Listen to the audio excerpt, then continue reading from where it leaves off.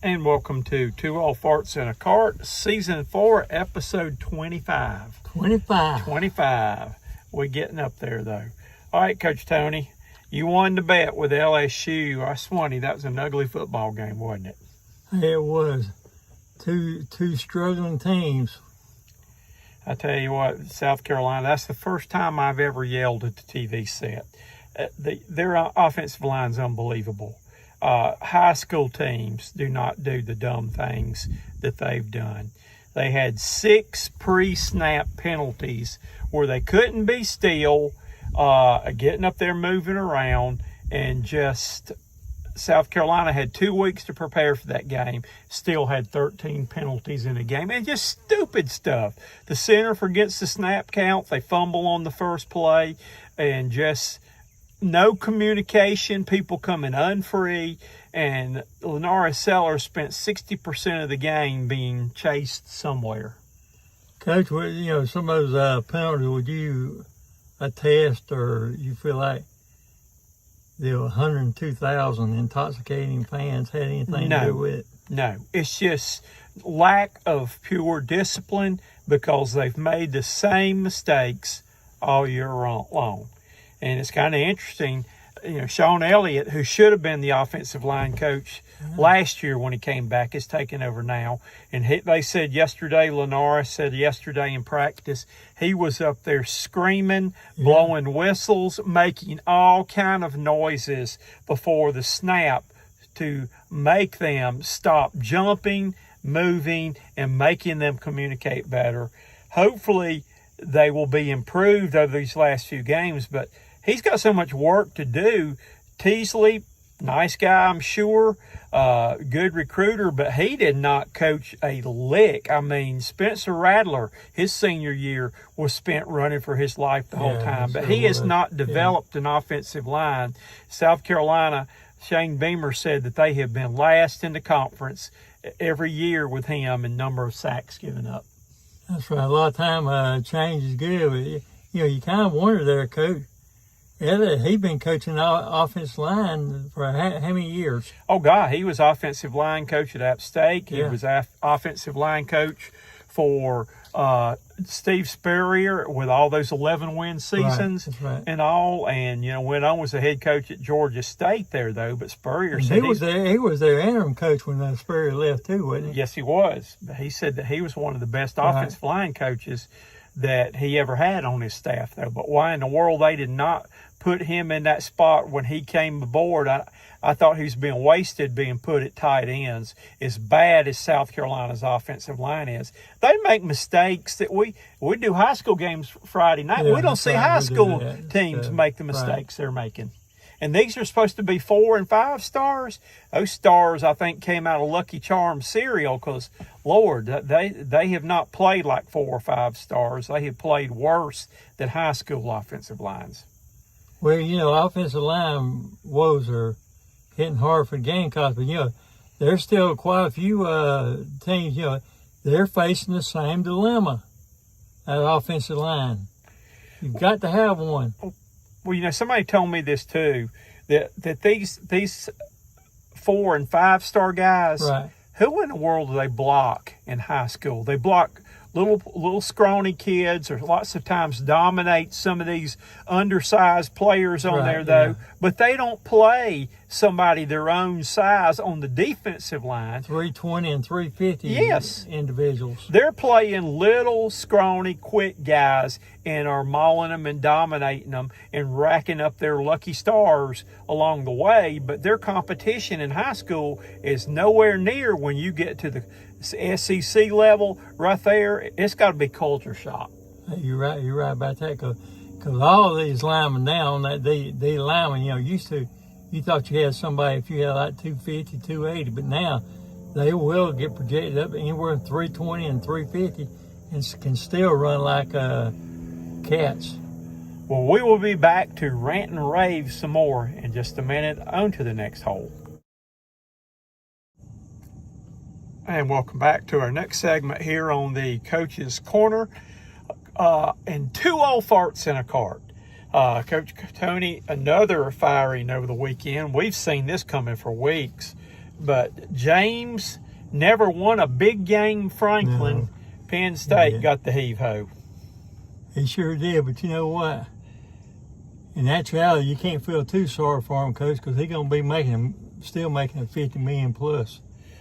The man never won a big game. No, the you're right. conference, he never played a real schedule either. He plays what I would consider a Dabo schedule, where he only has maybe 1 or 2 games a year, but he's lost 3 in a row right now, and he also has lost his job.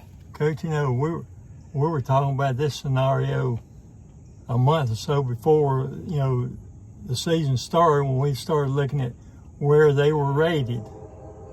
We was wondering how could that be. We said that'd never last. Yeah, and Coach, it didn't. It sure didn't there. All right, Billy Napier, is he going to get back on the hot seat? He won a big game with Texas, but is he going to get back on the hot seat?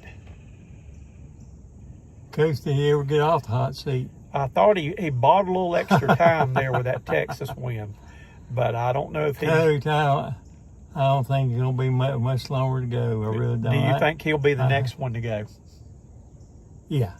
Okay. I think he'll be the next one. I'm not sure exactly what his buyout is, but him, and there's another one on the hot seat. If they don't beat, I think Missouri Tigers this weekend, the Auburn Tigers, he might be gone. Hugh Freeze. Okay. Which I think Missouri maybe is a 2-point favorite or something in that game. Yeah, that's right. They are. Yes. Before we move on to our next hole, will there be another coach get fired this weekend? I think there will be. Okay. But I couldn't go in actuality to say right now exactly who it will be, but it may be from another conference other than the SEC.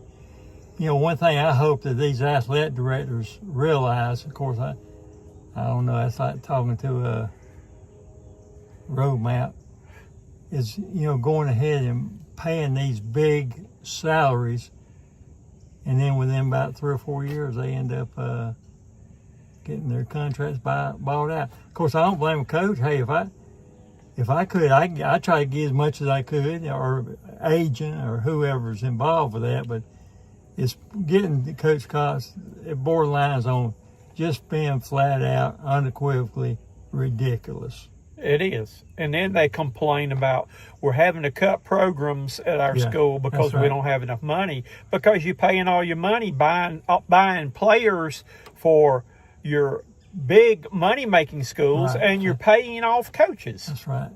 You are. And, Coach, I hate to say this, and I think you and I both are pretty positive individuals. I'm positive that over the next several months that it will not get any better. All right, Coach Toney, give me an upset teams to be on the upset alert. Out of the SEC, I think I would consider an upset if Auburn beats Missouri. I would consider that an upset. And then another upset that I'm considering right now, that since first time since I don't know how long, this saying if LSU beats Vanderbilt, Coach, that would be an upset. Have you ever heard anything like that? You mean Vanderbilt beats LSU? Oh, yeah. Okay. Yeah. Vanderbilt's favorite. Yeah, that's there. right. Okay. That would be an upset. And another one, too, that I can foresee happening is a game that you and I are going to in Columbia on Saturday. I could foresee the Gamecocks upsetting Oklahoma because, you know, last year when they went to Norman, you know, nobody gave the Gamecocks much of a chance. But by the end of the first quarter, they'd already had that game won against the Sooners. Yeah. Yep, it was. And I can go along with that. And I'm going to put Clemson on upset alert with SMU. That they had a barn burner last year for the ACC championship game. Yeah, don't know Klubnik's status, how healthy he is, but SMU possibly in an upset Saturday. You know, Clemson is a 11.5 point favorite. Wow. Yeah. Well, we've enjoyed being with you on this beautiful fall day today. It has been great there, Coach. It's been great. we will be back on the air with Broome football next week. Centurions with a big win last week, 42-0 over Union County. They've got a week off. Coach Lynn Fleming has a bucket list trip where he and his family are going to South Bend to see Notre Dame and Southern Cal on Friday. And then we've got MVP comes to Royal Stadium next Friday Coach, night. For the Broome Centurions, we got to get these next 2 weeks outside this Friday night. We got a bye week.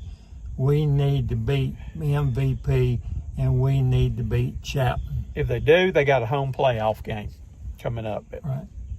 So that's going to wrap it up from the creek this week, though. But we've enjoyed you on our 2 Old Farts in a Cart, Season 4, Episode 25. Goodbye, everybody. Goodbye.